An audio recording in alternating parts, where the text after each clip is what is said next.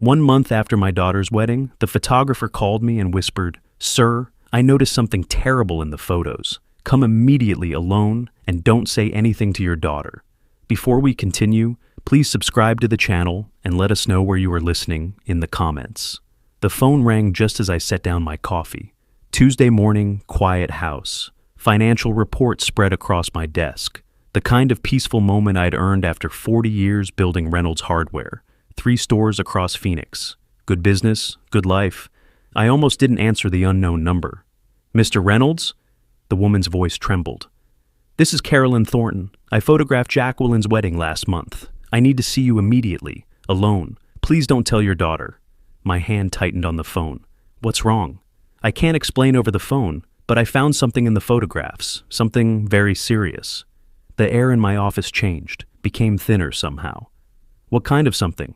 "Tomorrow morning, 9 o'clock, my studio downtown. Please, Mr. Reynolds, come alone." Before I could respond, Wendy's voice exploded from the kitchen.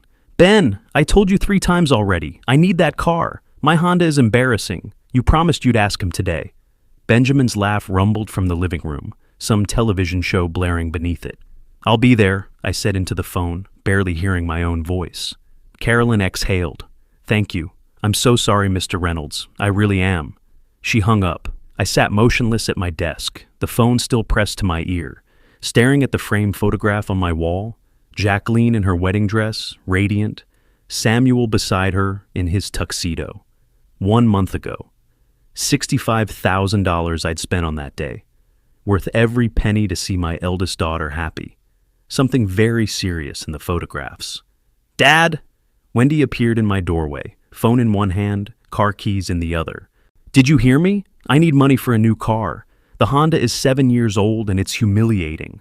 I looked at my youngest daughter, 31 years old, living in my house for 4 years now.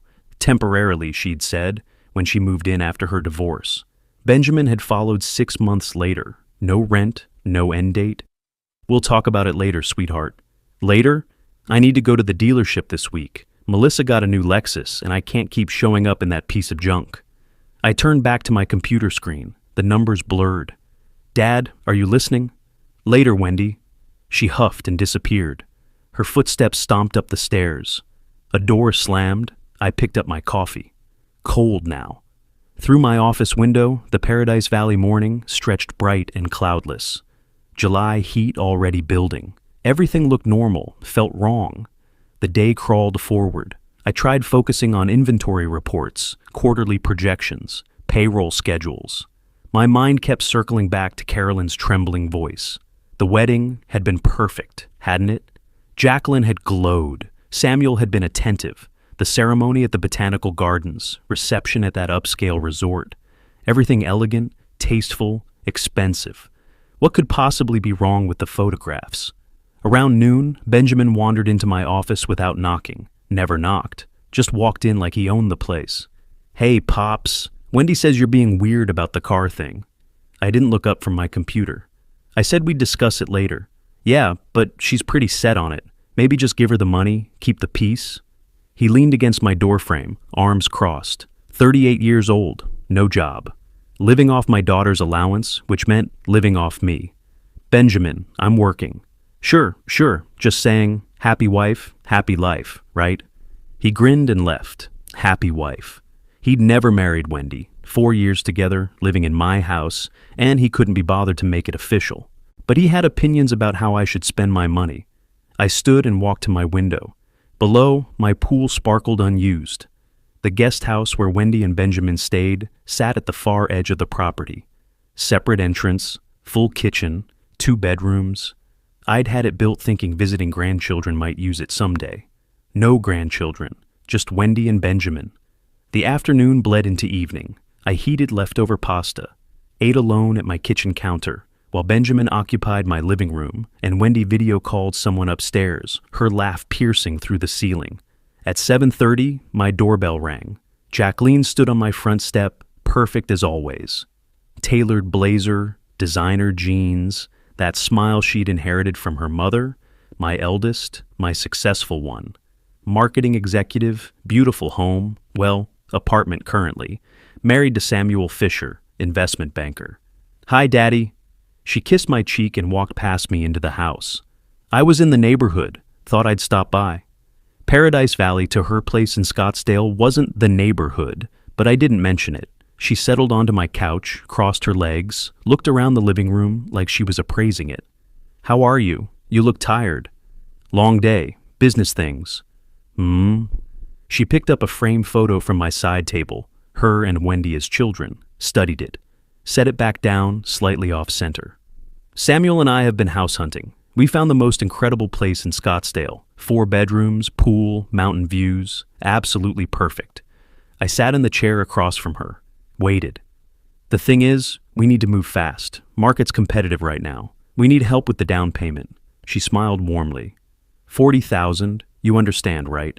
After everything you spent on the wedding, this is just completing the picture, helping us start our life together properly." $40,000, said like she was asking to borrow my truck. Something in my chest tightened. That hollow feeling from earlier expanded. "40,000, I repeated. "Is that a problem?" A slight edge entered her voice, so slight most people wouldn't catch it. "Dad, we need to move fast. The market is competitive. I thought you'd want to help us start our life together properly." I looked at my daughter, really looked at her. The designer clothes, the manicured nails, the practiced warmth that didn't quite reach her eyes. "Let me think about it, sweetheart." Her smile faltered, just for a second. "Think about it? Dad, this is important. Samuel and I need to review some things first." She stood abruptly. "Fine, but don't take too long. We can't lose this house." She grabbed her purse, kissed my cheek again, colder this time. "Love you, Daddy. Call me soon." I watched her Mercedes pull away, standing in my doorway. $40,000, delivered like I'd already agreed. Like my money was her money. Benjamin's laughter echoed from the living room.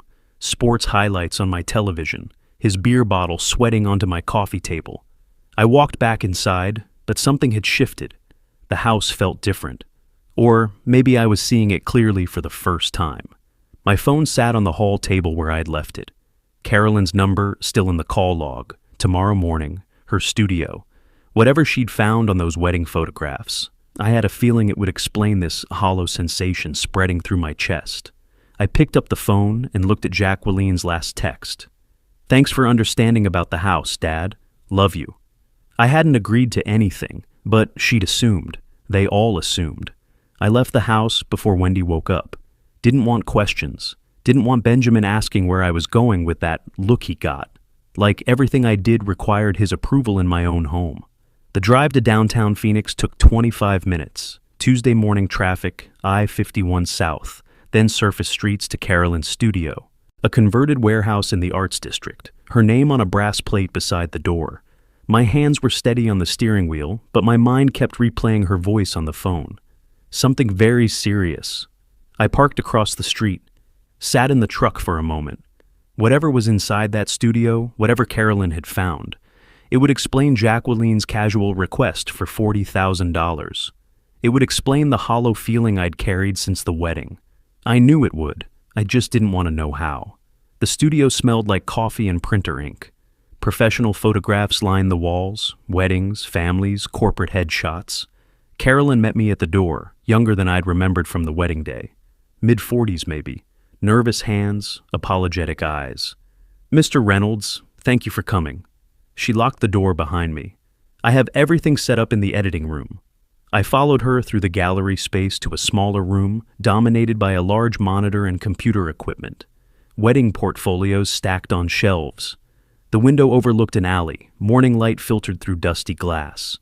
"Can I get you coffee? Water?" "I'm fine." I wasn't fine. "Please, just show me." She nodded and sat at her computer. I remained standing behind her chair.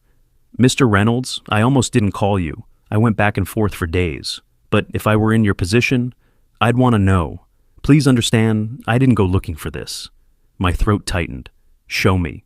Her fingers moved across the keyboard, the monitor filled with images from Jacqueline's wedding, the ceremony, my daughter walking down the aisle, Samuel waiting at the altar, guests smiling, everything beautiful, everything perfect. "These are the standard shots," Carolyn said softly.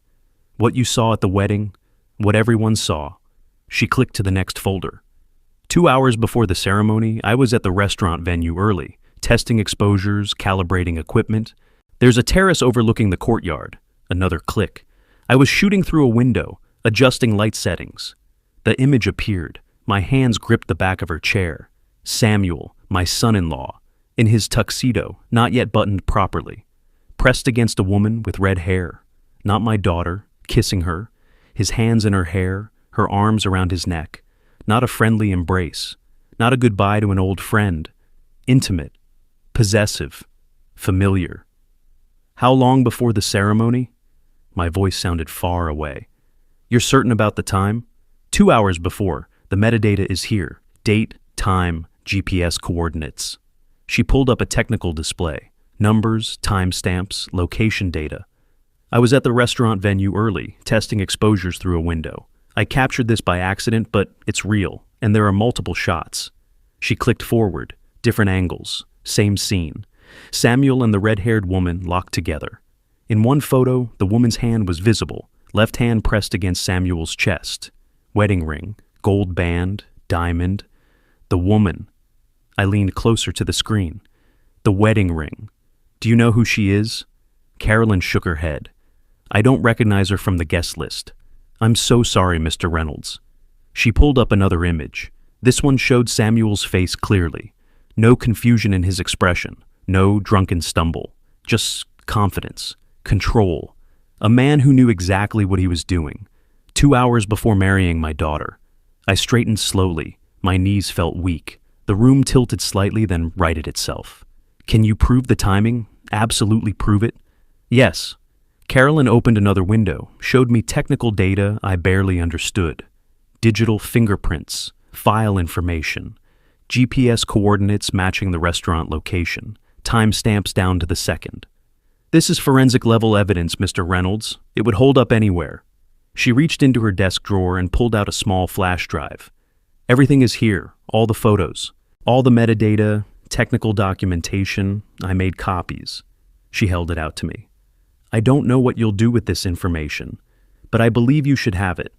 I took the flash drive, closed my fist around it. Don't apologize, I said. You did the right thing. The drive back to Paradise Valley passed in a blur. I gripped the steering wheel tight, stared at the road, but my mind was somewhere else entirely. Samuel Fisher, investment banker, polished, articulate, successful, everything I'd wanted for my daughter. Kissing another woman 2 hours before their wedding. A woman wearing a wedding ring. Not a mistake, not cold feet, calculated, deliberate. Why marry Jacqueline at all? The question circled my thoughts like a vulture. Why go through with a $65,000 wedding to a woman you were betraying hours before the ceremony? Why make those vows? Why smile in those photos? What was the point? My truck knew the way home without my thinking. Paradise Valley streets, my neighborhood, my driveway. The flash drive sat in my pocket, heavy as a stone. I pulled into my driveway just after 11. The house looked the same as when I'd left 2 hours ago. Same desert landscaping, same security light that needed fixing, same everything. But I wasn't the same. I opened the front door. Benjamin sprawled across my leather recliner, beer in hand, some game show blaring. He didn't look up. Hey, old man, grab me another beer while you're up. From upstairs, Wendy's voice. Dad, is that you? I need to talk to you about money for the spa this weekend. I stood in my own entryway, flash drive in my pocket, and something inside me that had been bending for years finally snapped. My daughter's husband, cheating, 2 hours before the wedding. My other daughter, living in my house, demanding spa money. My son-in-law, ordering me to bring him beer, in my chair, in my house. I closed the door behind me with a quiet click.